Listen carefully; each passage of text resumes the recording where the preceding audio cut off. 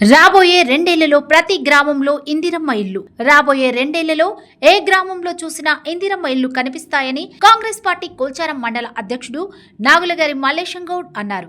బుధవారం నాడు కోల్చారం మండలం కిస్టాపూర్ గ్రామంలో నూతనంగా మంజూరైన ఇందిరమ్మ ఇంటికి మల్లేశం గౌడ్ కొబ్బరికాయ కొట్టి భూమి పూజ చేసిన గృహ నిర్మాణ పనులను లాంఛనంగా ప్రారంభించారు. ఈ సందర్భంగా మల్లేశం గౌడ్ మాట్లాడుతూ అర్హులైన ప్రతి లబ్ధిదారికి ఇందిరమ్మ ఇంటిని మంజూరు చేస్తామని అన్నారు. మున్సిపల్ కౌన్సిలర్ల సేవలు అభినందనీయం. ఎమ్మెల్యే అనిరుద్ రెడ్డి జడ్చర్ల మున్సిపాలిటీ పాలక మండలి వీడ్కోలు సమావేశం.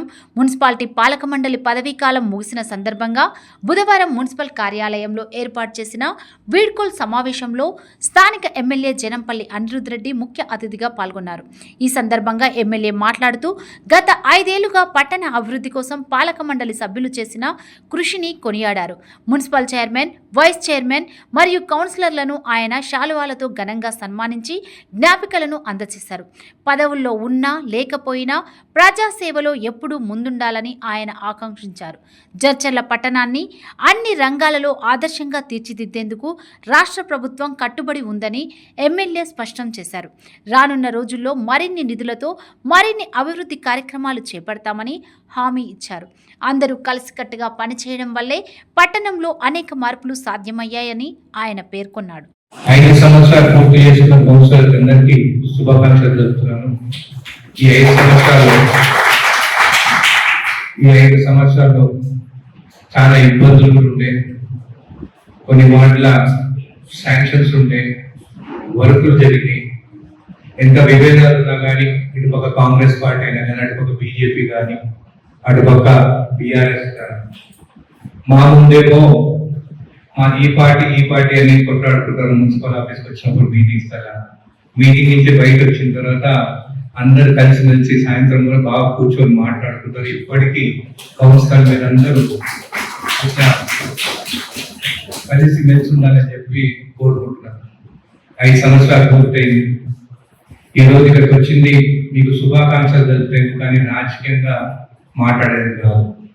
వంశీకృష్ణ గారి అక్కడ అమరావతి ప్రోగ్రామ్ ఉంది కాబట్టి, మినిస్టర్ గారు ఫోన్ చేస్తుంది కాబట్టి ఈ రోజు ఈ ప్రోగ్రామ్ కూడా అసలు చర్చల ప్రోగ్రామ్ లేకుండా నాకు నిజంగా ఈరోజు ఈ ప్రోగ్రామ్ ఉందని చెప్పి తెలియదు. నేను వచ్చిన తర్వాత చైర్మన్ గారు, కమిషనర్ గారు నాకు ఫోన్ చేసి చెప్పడం జరిగింది, ఈరోజు ప్రోగ్రామ్ ఉంది, మీరు అటెండ్ అవుతారా అని చెప్పేసి. సరే అటెండ్ అవుతా అని చెప్పేసి పెద్దల కార్యక్రమాలు మీరు కూడా అన్ని పెద్దలకు వెళ్ళినాను. అక్కడి నుంచి ఇక్కడ రావడం జరిగింది. ఏదేమైనా కానీ ఇన్ని రోజులు నేనంతా మున్సిపల్ పైన మీరు అందరు ఉన్నారని చెప్పేసి ఏ వార్డైనా కానీ కౌన్సిలర్ ఉన్నారు, ఏ పార్టీలకు అతీతంగా ఏ ఇబ్బందులు ఉన్నా కానీ మీరు ముందుండి చేసినారు. కానీ ఈ రోజు తర్వాత రేపటి నుండి ఈ భారం అంతా మా పైన ఉన్నది. అదే విధంగా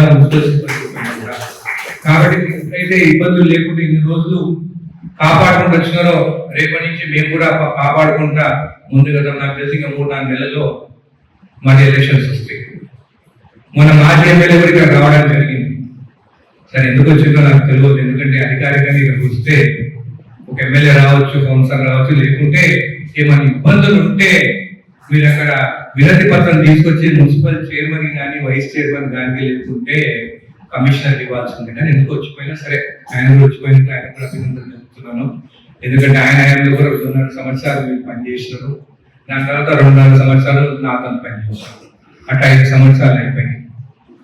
అయితే వచ్చే ఎలక్షన్స్ కూడా ఆయన కూడా ఆహ్వానిస్తున్నాము. మీరు మీ కౌన్సిలర్ బాగా పనిచేస్తారని చెప్పినా దయచేసి మా కౌన్సిలర్కి మేము టికెట్ ఇచ్చుకుంటాము, మీ కౌన్సిలర్ కూడా మీరు టికెట్ ఇచ్చుకోవాలని చెప్పి అందరం కలిసి మన పోటీలకు వస్తాము. అప్పుడు ప్రజల తీర్పు అనేది ఫైనల్.